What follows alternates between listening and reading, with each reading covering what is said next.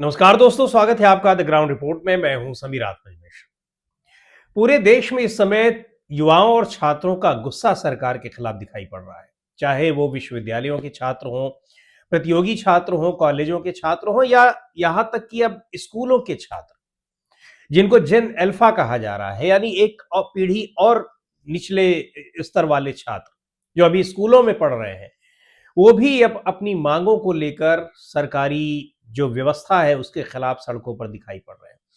लेकिन कहा जाता है कि जब गलतियां होती हैं तो एक के बाद कई गलतियां होती जाती हैं। उसी तरीके से अब सरकार इन चीजों को सतह पर आने से रोकने के लिए जो कोशिशें कर रही है, वो उसके लिए और भी ज्यादा भारी पड़ती जा रही है। ये तो भारी पड़ ही रहा है कि आप किस तरीके से जो जो पिछले 12 साल में व्यवस्था बना रखी है, या फिर जहां जिन राज्यों में बीजेपी की सरकारें और भी लंबे समय से चल रही हैं, वहां जो व्यवस्था बनी हुई है, उस व्यवस्था को उजागर करने वालों पर जिस तरीके से एक सख्ती बरती जा रही है, बरतने की कोशिश की जा रही है, उसको लेकर ये नाराजगी और बढ़ रही है और ये सरकार के लिए और भी ज्यादा मुश्किलें खड़ी करने वाली है। इन सब चीजों में राहुल गांधी का जिस तरीके से छात्रों में उनके प्रति आकर्षण बढ़ रहा है, जिस तरीके से कल पुणे में कार्यक्रम हुआ और पुणे में हजारों छात्राओं की भीड़ उमड़ी, महिलाएं वहां पर आई। 3 लाख से ज्यादा जो कांग्रेस पार्टी का अपना बयान है आधिकारिक रूप से, उनका कहना है कि 3 लाख से ज्यादा छात्राओं ने वहां पर रजिस्ट्रेशन कराया था पूरे देश भर से। इसके पहले अभी पिछले दिनों इसी अगस्त महीने में ही प्रयागराज में सम्मेलन हुआ था, उससे पहले देहरादून में हुआ था और उससे पहले कोटा में हुआ था। इन चारों जगहों पर जो सभाएं हुई थी, अब आप ये देखिए कि छात्रों छात्राओं की जो भीड़ उमड़ी है वो दिखाई पड़ रहा है किसका मतलब। और ये राजनीतिक कार्यक्रम नहीं है, ये छात्रों की गूंज नाम से। हालांकि राजनेता जाएंगे और नेताओं के कार्यकर्ता होंगे तो निश्चित तौर पर वो कहीं ना कहीं राजनीतिक स्वरूप उसका रहेगा, लेकिन पोस्टर पर, बैनर पर, वहां मंच पर किसी भी तरीके से राजनीतिक झंडा, राजनीतिक चुनाव चिन्ह, इन सारी चीजों का इस्तेमाल वहां पर नहीं हो रहा है। तो छात्रों की गूंज में छात्रों के साथ ही संवाद हो रहा है। इस संवाद में जो चीजें निकल कर आ रही हैं, सरकार के प्रति जो गुस्सा दिखाई पड़ रहा है, ये कह सकते हैं कि भाई राहुल गांधी से मिलने जो आ रहे हैं तो हो सकता है कि कांग्रेस के समर्थक लोग हों या फिर वो सरकार से वैसे ही खिलाफत करते हों, मुखालफत करते हों, उनका विरोध करते हों। लेकिन ये जो छात्रों की नाराजगी और छात्रों का सरकार के प्रति गुस्सा है, वो जंतर मंतर पर भी दिखाई दिया है, पटना में भी दिखाई दिया, हैदराबाद में भी दिखाई दिया है, बेंगलोर में भी दिखाई दिया है, रांची में भी दिखाई दिया है। ये हर जगह दिखाई पड़ रहा है और इसको इस तरीके से नहीं समझ लेना चाहिए कि ये केवल छात्रों की गूंज कार्यक्रम में अगर राहुल गांधी के पास छात्र जा रहे हैं और अपनी नाराजगी सरकार के प्रति दिखा रहे हैं, व्यवस्था के प्रति दिखा रहे हैं, तो ये कोई कांग्रेस पार्टी के लोग हैं। ये वास्तव में छात्र और युवा हैं जो बड़ी संख्या में सरकार से नाराज हैं, हताश हैं और उनको ये लग रहा है कि 12 साल में सरकार ने क्या किया। ये सोचने वाली बात है। पहले इसको हम बात ये करना चाह रहे हैं कि सरकार इसको दबाने की कैसे कोशिश कर रही है। एक ही पैटर्न पर, चाहे वो कोटा हो, चाहे वो देहरादून हो, चाहे प्रयागराज हो, चाहे पुणे हो, इस कार्यक्रम को कहीं न कहीं बाधित करने की पूरी कोशिश की गई। परमिशन नहीं दी गई, फिर परमिशन दे दी गई, परमिशन रद्द कर दी गई, कहीं धारा 144 लगा दी जा रही है। और पुणे में तो हद हो गई कि इस कार्यक्रम से एक रात पहले छात्राओं के हॉस्टल में घुसकर, जो कांग्रेस पार्टी का आरोप है कि वहां अखिल भारतीय विद्यार्थी परिषद के लोगों ने उन पर हमले किए, उनको बंधक बना लिया, मारा पीटा। कई छात्राओं ने खुद अपने बयान दिए हैं, खुद उन्होंने वीडियो जारी करके ये सारी शिकायतें की, एफआईआर दर्ज कराई गई है, एफआईआर दर्ज भी हुई है। कई जगहों पर एनएसयूआई और एबीवीपी के छात्रों के बीच में आपसी गुत्थम गुत्था भी हुई है। लेकिन सवाल यह है कि इन चीजों को जितना आप रोकने की कोशिश करेंगे, वो सरकार के और भी ज्यादा खिलाफ जा रही है, क्योंकि इससे ये तो दिखाई पड़ रहा है कि आप उसको, व्यवस्थाओं में कमियां हैं, दिक्कतें हैं। और ये किसकी वजह से है? सरकार की वजह से। अब आप ये भी नहीं कह सकते हैं कि स्कूल में अगर कोई व्यवस्था नहीं है, वहां कुर्सी मेज नहीं है, वहां बिल्डिंग नहीं है, कहीं भैंस के तबेले में, गाय के तबेले में अगर स्कूल चल रहा है, तो इसके लिए आप ये भी नहीं कह सकते हैं कि कांग्रेस दोषी है, नेहरू दोषी है, इंदिरा गांधी दोषी है, राजीव गांधी दोषी है, अटल बिहारी वाजपेयी दोषी है, नरसिंह राव दोषी है। भाई सारे लोगों को आप दोष दे दीजिए, लेकिन 12 साल में आपने भी तो कुछ किया है।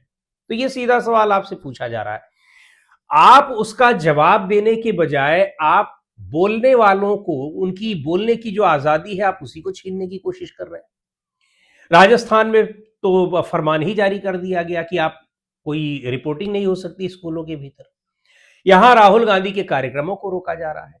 कई जगहों पर, जहां राजस्थान में ही जयपुर में, वहां जब कॉकरोच जनता पार्टी के लोग स्कूलों की रिपोर्टिंग करने गए, वहां देखने गए, ऑडिट करने गए, तो हाँ बीजेपी के लोग उनको मार पीट रहे हैं। तो सवाल यह है कि आखिर आप इनको सुधारने के बजाय इन चीजों को जो आपको दिखाने की अगर कोशिश की जा रही है तो आप उनके ऊपर हमले कर रहे हैं। इससे यह दिखाई पड़ रहा है कि आपने यहां तो कुछ किया नहीं, कानून व्यवस्था के नाम पर भी एक बिल्कुल एक गुंडों की फोर्स क्या बना ली है, और जंतर मंतर पे वो दिखाई भी दिया है। दूसरी बात, अब इधर आते हैं कि जिस तरीके से जब संसद मार्ग थाने पर राहुल गांधी गए और उनका एफआईआर दर्ज कराने, वो सलीम जो हरियाणा के छात्र हैं जिनके ऊपर पैलेट गन से 200 छर्रे लगे, उनकी एफआईआर पहले तो उन्होंने जब दर्ज कराई, एफआईआर नहीं लिखी गई, वो पूछने भी गए, नहीं लिखी गई। उसके बाद राहुल गांधी के साथ जा रहे हैं तो वहां एफआईआर दर्ज करने से मना किया जा रहा है। ऑफिसर बता रहे हैं कि हमको ऊपर से आदेश है कि हम नहीं दर्ज कर सकते, और बाद में फिर आप उस एफआईआर को दर्ज करते हैं। तो ये सारी चीजें क्या दिखा रही है? पहली बात तो ये है कि आप इनको रोकने की कोशिश कर रहे हैं, तो ये एक मैसेज बिल्कुल भारतीय जनता पार्टी के और उसकी सरकार के अगेंस्ट जा रहा है कि लोकतांत्रिक मूल्यों में आपकी कोई आस्था नहीं है। आप एक राजतंत्र तरीके से आप शासन चलाना चाहते हैं, आप बिल्कुल एकाधिकार रखना चाहते हैं सत्ता पर, कोई आपसे सवाल न पूछे, संसद में आपसे सवाल न पूछा जाए। लेकिन लोकतंत्र अभी है भारत में, आप कितना भी उसको मिटाने की कोशिश करिए, मिटा नहीं पाएंगे, ये भी आपको समझना चाहिए। और लोगों से की जो सवाल पूछने की, लोगों की अभिव्यक्ति की आजादी है, आप वो भी नहीं छीन पाएंगे। आखिरकार एफआईआर आपको लिखनी पड़ेगी नहीं। उसी तरीके से जैसे आप तमाम जगहों पर राहुल गांधी के कार्यक्रम रोकने की कोशिश कर रहे हैं, लेकिन फिर आपको अनुमति देनी पड़ रही है और पड़ेगी भी। तो सवाल यह है कि आखिर आप क्यों रोक रहे हैं? दूसरी बात यह है कि ये जो छात्रों की नाराजगी है, इससे भारतीय जनता पार्टी बौखलाई बहुत है, जबरदस्त तरीके से बौखलाहट है। और खबरें ये आ रही हैं कि अभी राहुल गांधी जिस समय संसद मार्ग थाने पर थे और अमित शाह उस समय नॉर्थ ईस्ट के दौरे पर थे, पश्चिम बंगाल के दौरे पर थे, सारी रात उनको नींद नहीं आई है, परेशान रहे हैं, मीटिंग पर मीटिंग होती रही है। और इस मुद्दे को कैसे टैकल किया जाए, छात्रों की इस नाराजगी को और छात्रों के मुद्दे को जिस तरीके से राहुल गांधी ने पकड़ लिया है, उसकी क्या काट निकाली जाए। क्योंकि आप अब जितनी निगेटिव तरीके की जो नैरेटिव बनाने वाली काट रहती थी, वो सारे तो अब आपके फेल हो गए, वो सारे अस्त्र शस्त्र अब आपके बेकार हो गए, लोगों के समझ में आ गया है, वहां आप पूरी तरीके से फ्लॉप हो गए। नए सिरे से आप क्या उसको निकालें, आप वहां भी नहीं निकाल पा रहे हैं। वंदे मातरम ले आए, उस मामले में खुद ही आप गिर गए।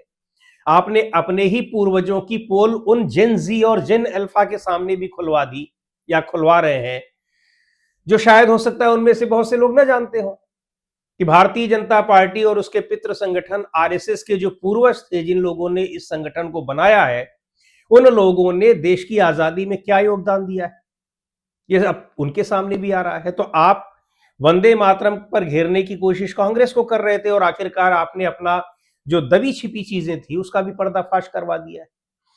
दूसरी बात यह है कि आप उन छात्रों की नाराजगी को महसूस तो कर रहे हैं, लेकिन जब आप उनको आवाज उठाने वालों को रोक रहे हैं तो फिर उन लोगों को आप और भी ज्यादा भड़का रहे हैं। इससे हो क्या रहा है कि जो नहीं भी सीधे तौर पर उस आंदोलन में है या उनके साथ नहीं है, उनके अंदर भी एक नाराजगी आ रही है कि ये गलत चीजें आप स्वीकार भी नहीं कर रहे हैं, और उनको दिखाने वालों के ऊपर आप इस तरीके से कार्रवाई कर रहे हैं, उनको रोकने की कोशिश कर रहे हैं। दूसरी बात, भारतीय जनता पार्टी किस तरह से बौखलाई है, आरएसएस किस तरह से बौखलाई है, जो बात ये हम कह रहे हैं। अब यूथ्स को, छात्रों को लेकर तमाम योजनाएं बनाई जा रही। यहां अब आरएसएस के भी नेता कह रहे हैं कि जंतर मंतर पर जो हुआ वो हमारी सरकार की नाकामी थी, सरकार ने उसको ठीक से टैकल नहीं किया, सरकार को और बेहतर तरीके से उसको टैकल करना चाहिए था, इस तरीके से बल प्रयोग नहीं करना चाहिए था। यानी आरएसएस भी अब विपक्ष की भाषा बोलने लगा है। यूं ही नहीं बोल रहा है, ये दिखाई पड़ गया है कि अगर आप ये नहीं बोलेंगे तो फिर आप कहां पहुंच जाएंगे, ये देश का युवा और देश का छात्र बता देगा। और जिस तरीके से राहुल गांधी की सभाओं में छात्रों की गूंज कार्यक्रम में युवाओं की भीड़ और युवाओं का एक उत्साह उनके समर्थन में दिखाई पड़ रहा है, निश्चित तौर पर यह भारतीय जनता पार्टी के लिए बहुत बड़े खतरे की घंटी है। और अगर भारतीय जनता पार्टी इसी तरीके से कार्यक्रमों को रुकवाने की, रद्द करवाने की कोशिश करती रही तो और भी भारी पड़ेगा, और रद्द करवाने की कोशिशें उसकी नाकाम भी होंगी दूसरी जगहों पर भी जब ये छात्रों की गूंज कार्यक्रम होंगे। और अब तो वो देश के 800 शहरों में इस तरह के कार्यक्रम करने का ऐलान कर चुकी है। तो इस पर आपको अपना स्पष्टीकरण देना चाहिए। आपको अपने जो कुछ आपने किया है, जो आपने कंट्रीब्यूट किया है, योगदान दिया है इन 12 सालों में छात्रों के लिए, शिक्षा के लिए, युवाओं के लिए, आपको वो बताना चाहिए। अब देश का युवा पूछ रहा है कि भाई रोजगार के फ्रंट पर आपने क्या कर दिया है, बेरोजगारी कैसे खत्म की जाएगी, उस पर आपने क्या किया है। आप बताएंगे कि हम 85 करोड़ लोगों को राशन दे रहे हैं। तो ये जो जेन ज़ी है 2010-12 की जिसकी पैदाइश है, जो अब वोटर बनने जा रहा है या वोटर बन चुका है या आने वाले दिनों में बनेगा, वो इन चीजों को अब आपके उसका बहुत ज्यादा उसको तवज्जो नहीं दे रहा है। वो आपसे हिसाब मांग रहा है और आपको हिसाब देना ही पड़ेगा। आज के इस वीडियो में इतना ही। अगले वीडियो में फिर मिलेंगे एक नए विषय के साथ, एक नए मुद्दे के साथ। द ग्राउंड रिपोर्ट के यूट्यूब चैनल को आपने अब तक सब्सक्राइब न किया हो तो जरूर कर लें। हमारे वीडियोस को लाइक करें, शेयर करें और अपने सुझाव भी हमें जरूर भेजें।